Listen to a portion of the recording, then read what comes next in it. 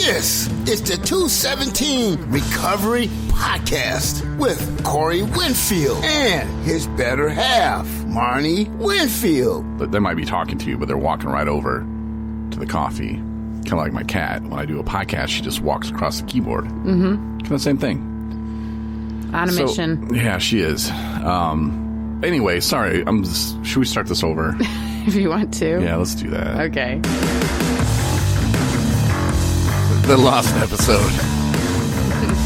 It's May 9th, 2021. It's Mother's Day. Happy Mother's Day. Happy Mother's Day. My name is Corey Winfield. Marnie Winfield. And this, as you can probably tell, is a 217 Recovery Podcast. Talking about recovery. Stuff in recovery our day. You know, whatever we want.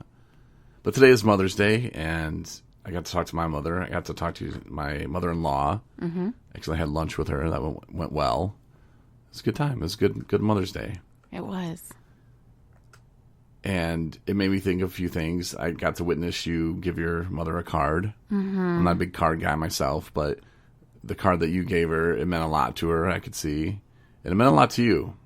Mm-hmm. You know, it's like you said at the time when you handed it to her, it's like, sometimes I think they write these cards just for me.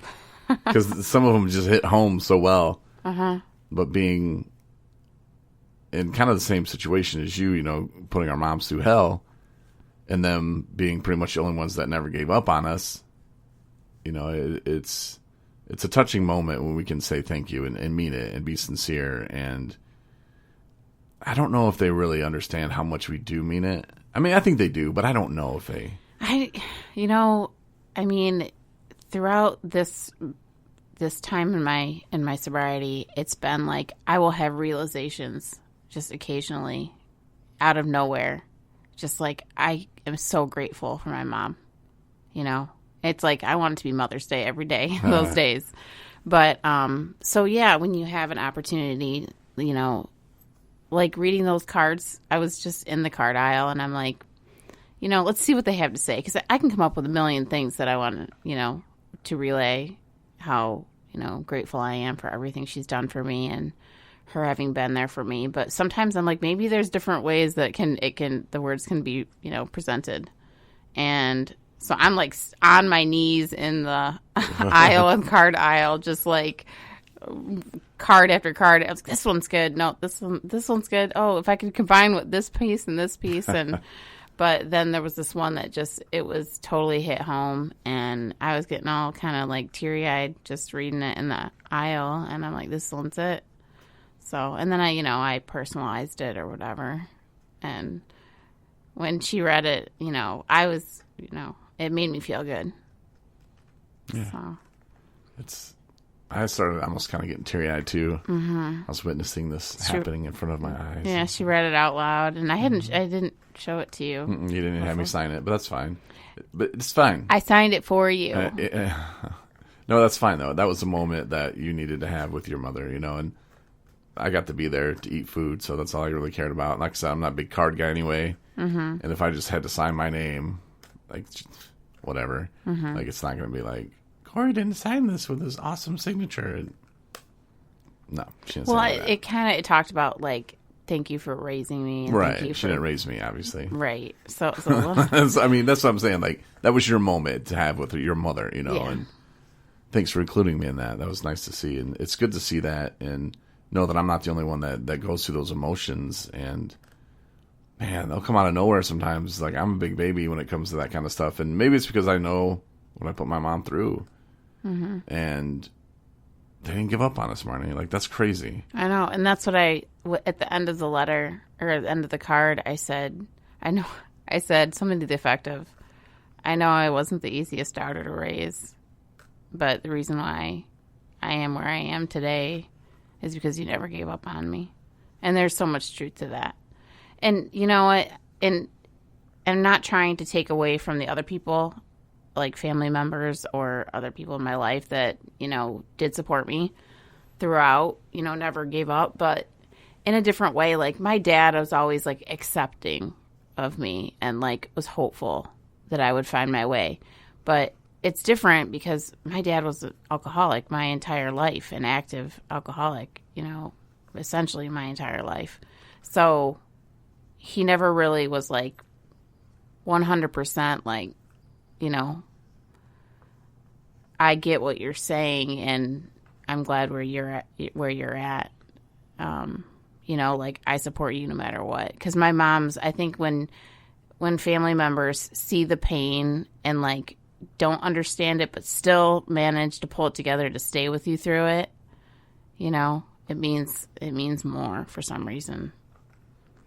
And your dad's been clean for, 13 years? Something like 14 years now, I think. So it seems like, though, it would have been, the roles would have been flipped, or You'd think. You think that it would have been like, hey, man, I've been through that. Like, let's get you some help. Or maybe he did that kind of stuff, too. You know, I'm not sure. But it seems like he would be the person that would be the most understanding and to help. Yeah. You know, or maybe he realized that. He didn't. He was very distanced. Like, he's never been involved in, like, how are things going with you? Because I think that he knew what he put me through. I think in a way he knows the I guess I want to say disappointments or whatever of, you know, in the places where he was lacking as a father figure. And maybe somewhere there's some kind of, like, place where he feels like it's partially his fault. Yeah, I was going to say maybe there's a little guilt there, and yeah, you know, maybe he thinks, oh man, this is my fault. If I'd have been sober and maybe been able to pay attention, and well, and here's the thing too, there's so much. Okay, so when you have somebody who's been an alcoholic and, you know, a parent to somebody and been an alcoholic, I think it's really hard for them to be like, Marty, get your crap together. You know, like, you need to pull it together, and, you know, you need to get better, and you need to make changes. Because how many years and years and years, even as a child, I confronted my dad before I was drinking and was like, can you please not drink? And that's another point that you bring up. Our parents, like, we look at them like they're these superstars, these rock stars. They know everything. They can't do anything wrong. Like, they have lives too, and things go wrong. You know, like, our parents aren't perfect. Right. And it takes us, or at least it took me a while to figure that out. I mean, my mom will still tell me that she is perfect, but just kidding. But the fact that we don't know what they're going through or what hardships, you know. I mean, your parents were divorced, and I'm sure that was a hard thing. You know, families are just weird in general, and how the bonds and how people act. And, you know, a lot of times people in families can let their guards down. Sometimes they can't. You know, with my siblings, it's more of you know, my sister cares. My brothers, they want me to do well, but they're not going to go out of their way. And it kind of, it's like, as long as we're doing better than that one, hey, no one's talking about it. Let's just keep it out of the newspaper, you know. And we love each other. You know, we want each other to succeed, but we're not going to really go out of our way to interfere too much. You know, my sister has problems. I don't really get involved too much. I'm here for her whenever she needs me. Same thing with my brothers. My older brother, Jerry, didn't really need anything from me, but maybe some cat advice. He's got some cats now. My younger brother, I try to help him with fantasy football, but he just wants to do it his own way. You know, he needs to go to fantasy football rehab. He needs to go to treatment. Because he just doesn't listen. But, I mean, families, though, and the makeups are different. And, you know, like yours, you know, I don't know the dynamics between your siblings or your mom, your dad. You know, I know a little bit, but I wasn't there for it. And, you know, everybody's different, you know, but your dad having his own set of problems, you know. I don't know. I probably would feel guilty if I was going through that. And I used to tell myself that I would stop drinking when I had kids, which is a joke. I mean, I would have just been a drunk father. And how would I have handled it when whoever I had a child with, or whether I got married to her or whatever, like when she divorced my ass finally, like, how would I have reacted? You know, like, I'm not saying that's what happened in your family situation. I'm just saying, like, that's what would have happened. I probably would have never gotten married. You know, it would have been just, you're not seeing your kid, you're a drunk, and well, I'm not paying child support. I don't know. It could have been horrible. Mm-hmm. So I'm thankful, and I thank God that, he put me on the path that he did, even though some of it was really dark and hard and painful. I had to go through that. You got to go through the dark clouds to see the sunshine or something like that. Yeah. But it's the truth, and I'm glad that I met you and that we're married and we want a family. We want good things and nice things, and we're going to be sober when we do it. I mean, God is good. God is good. God is good. And happy Mother's Day to everybody. Yeah. Oh, you know how I said we're not doing advertising on our podcast because it kind of take away? Mm-hmm. I got a live spot I'm doing today. Yeah. And I just want you to know, if you ever have computer problems, you call Corey Jonathan or email him at Corey@217recovery.com. And by problems, I mean if you need to upgrade your HDD drive to a solid slate drive, an SDD, Corey can do that. Email now, Corey@217recovery.com, and ask about the free t-shirt special. That was Thanks. it? Mm-hmm. It's been a little rough read because, yeah, I'm going to take them on board. Yeah, because you're a computer guy now. Yeah, yeah. Mm-hmm. No. If you just get past those mini screws. Oh, my God. Well, this is the thing. I think you're like, I could never work on computers because I can't do these mini screws. This is the last May 9th I'll ever be 42. Okay. Yeah. A little over a month, I'm going to be 43. Mm-hmm. So things are just starting to fall apart. Like I don't know. Like I didn't believe it at first. Like a couple months ago, I was putting the frame together for a badass picture that I got from our wedding, and I framed it big old poster size, made it cool looking. And I had this, it wasn't even, I don't even know, it was a screwdriver, whatever the hell I had, like, was like into my palm. And man, it hurt like hell. And I looked and there's like an indent. I'm like, Jesus, that's not good. And ever since then, like it got into my nerves, and I don't know. So I've been going to the doctor about it. Like, what is going on with my arm? Like, I can't even open a jar of mayonnaise. I can't hold something for too long. I have no grip. Then it was happening in my left arm. I'm like, Jesus, what's going on? Well, the doctor tells me carpal tunnel. No, that's for like people who use their hands and stuff all the time. I was on the radio for 20 years. Pushing buttons doesn't count.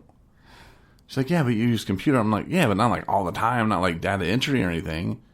She's like, well, but now it's like to the point where I can't even like, I had to call you out there to get a little screw out because I couldn't do it. Like my hands are just, I don't know. It's just the skin old thing sucks. I mean, and that has nothing to do with my weight, like, oh, you're just fat. No, like, and my arm is weird. Like, I don't know. Yeah, we're trying to figure it out. But like this, it's frustrating. That's okay. I will put in mini screws for you. I'm not gonna drink over forever. it, but damn, it's frustrating. So, yeah, I changed the HDD drive because they're so loud.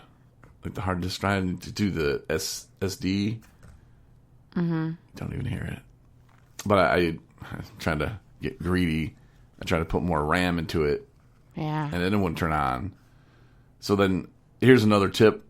Then this one's free. If you're ever doing this, don't screw everything back in just yet. Because then you got to take it out if it doesn't come back on. Yeah. So I screwed everything back in. Or you did, actually. And then, it doesn't come on. So I'm like, damn it. So yeah, it was the memory part that I don't know if HP, you have to have certain... Did y'all just mind over there? No. Boring you? No. No, not at all. I'm getting stuff about stuff to do in California. Ah. And it's just popping up. Oh. And I thought my phone was off. So. Yes, that's my computer story. I'll stop it there. Sorry. No, I'm proud of you. All I know is I came out there and I was just seeing parts and pieces and chips and wires and screws and... Because you're like, oh my gosh, I'm what like, is this? whoa. It's a motherboard. Yeah. But like, it's really not that intimidating. To me it is. It's not my jam. I mean, it is until you look at it and then realize, oh, okay. It's not like a car almost. Same thing, not my jam. And you're like, oh, let's just take this bolt off, put this bolt back on, spray a little paint over here, put some gas in it. There you go. Throw the oil in that little hole. Have no. somebody get underneath there once in a while. I'm not good at those things. I don't claim to be, and I don't care to be, honestly. No, but that was something that was really very easy, and the old me never would have tried that. And I thought, I'm going to do this, and now I did it, and I feel halfway good because it didn't totally work. I mean, it turns out I had to take the other drive out, and like I said, or like I was saying, I don't know if HP, you have to have certain, I've read some things online, they're like, oh, you got to have HP brand for that to work, and I don't know. Mm-hmm. I guess I do. But, yeah, try new things. Don't be scared. I was like, what if I mess it up? It's just destroying an $800 computer. It's not that big deal. Well, there's some stuff that just I've never been like faced to have to do. And I don't know why I'm just thinking of this, and I probably will regret saying it out loud, but like things like, okay, I'm going to be honest, I've never changed a tire. I've never changed a tire out. But you know what? I've never been in a car where a tire's blown either. So it's not like I'm running around like, let me change a tire. So is that something maybe on my to-do list of things I should learn? You better knock on wood. I probably could just like YouTube how to do it if I have to do it. I'm sure I'm capable of it. I've just never been faced with a situation where I've had to. So yeah, never changed a tire. Let me tell you a story. Sure. Stories about time I was a younger man. I was probably 21, 22. I was driving on a patch road. It was a freeway called I-94. It's a very long freeway. I was on a stretch between Chicago and Detroit.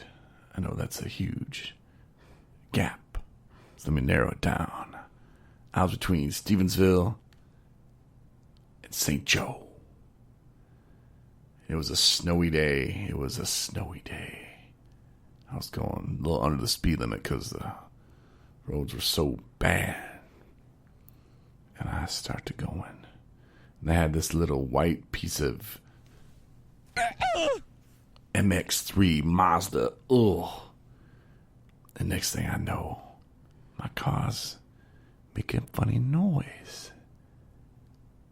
Kind of like, but more of a and my steering wheel starts a shaking. And I said, damn it. I hit a body or something. I didn't see it because there was snow in the road. So I pulled over to get this body out from underneath my car, and I realized my tire's gone. I thought, hot damn. That body I hit took a tire with him. So I said, damn. I really don't know what to do right now. I should have not dropped out of that auto shop class that I got Mike Evan into. I didn't want to do 0 hour. Right. So I said, no, I'm not going to take it after I had him sign up. But anyway, not the point. Well, hell, I got one of the manual thingies. Let me have a look-see at that there. Pulled it out from the glove box. I thought, well, I think I had one of those in the back. I opened up the trunk. Opened up the tire part area. I found a little thing that the bolt thing goes into. I put it in the tire. Semi's keeping mine flying past me 100 miles an hour. And then I got that damn tire off. I said, well, because the tire was gone, so I got whatever was left. Threw in the back, put the new one on, tighten that sumbitch down. Process took total about 4 minutes. Really? Yeah, it seemed like a lifetime though when you're out there in the snow and you can't see nothing and cars flying by. But I did it. I did it alone. And then I get to the house. And I said I changed that tire. And nobody gave a damn. Like I was supposed to. But nowadays everybody has it a little bit different. Because I one time had him change the tire in my front yard. Because you have insurance. Everybody has cell phones. Back in the 1800s when that happened to me, I didn't have a cell phone. We weren't rocking cell phones. Right. Might have had a pager, but that wasn't doing me any good. Mm-hmm. So, yeah, I had to get out and change it myself. But I just looked in the glove box, figured it out. It's those things that you're like, I don't know what to do. And when it comes to the time of doing it, I think you'd be able to do it. Oh, yeah. I'm Should sure we make a video of it? Of me changing a tire? Mm-hmm. Not on one of our cars, but like someone else's. Like, do a good Samaritan thing? Like, next person I see that's tires off, I'm going to stop. No. Like, just, like, when at work, like, do it, like, on your work car. Not the 217 work car, but your other work car. Like, I want to change a tire. Because I know you got so much free time. Yeah, Just right. being sarcastic about that. Then, just we got out the manual and just like, yeah. Okay, well, here's the little, I should just stop in an auto shop and be like, "Hi, I want to intern just for like a half an hour and change the tire out." Oh. I bet you I could do it. I bet you they'll let me. Yeah? Probably. Did I talk about how I saved a woman's life? Have I talked about that? Yeah, I think I keep forgetting about it. No, I don't think you've told me a story about how you saved a woman's life. Oh, well, let me tell you about this. Oh, no, please don't do that. Or should I save it? If you want to. No, I want to hear the story. I just don't need the country dramatics. What country dramatics? It's like a cross between like a angry... What do you mean? Angry hillbilly. Oh, wow. I don't know. That's like evil. That's your accent when you're storytelling. Well, I'll just tell the story then. All right. It was me and my friend George and my friend Charles. We was at Buffalo Wild Wings in Traverse City, Michigan. We was eating our wings and we was having a good time talking about who we gonna get in fantasy football. And some lady comes up and says, "Excuse me, sir," from behind me. And I thought it was like somebody trying to tell me that I had taken on the role of their father of their child years ago and did not know. So I said, "What are you talking about?"